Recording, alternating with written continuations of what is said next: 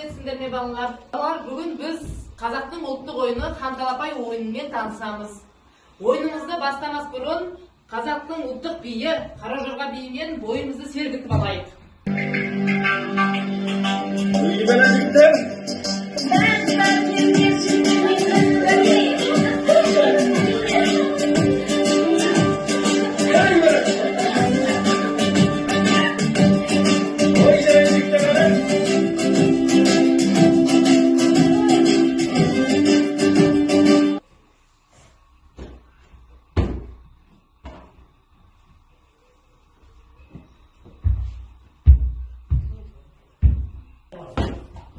Qanday tush chiqdi?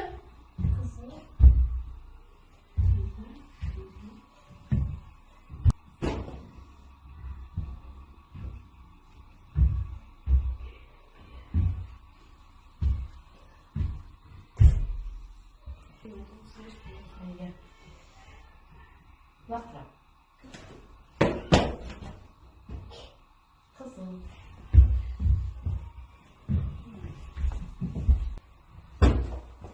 Тоқ қызылдан басқа түспейміз. Ханталапай ойыны асықпен ойналатын ойын. Мына асық қандай асық? Бұл асық сақа деп аталады. Бұлай түссе бүк, бұлай түссе чік, бұлай түссе алшы, бұлай түссе тайкі болады екен.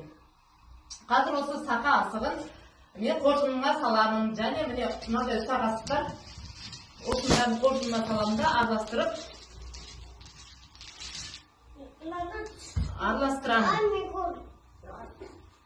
Мына сақа асығы кімнің қоржынына түссе, сол бала ойынды бастайды екен, е балалар? Талапай, ал талапай, басталды ойын алақай. Асық жинаймыз қоржынына. Сақа асығы Айсұлтанның қоржынына түсті. Яғни Айсұлтан ойынды бастайды.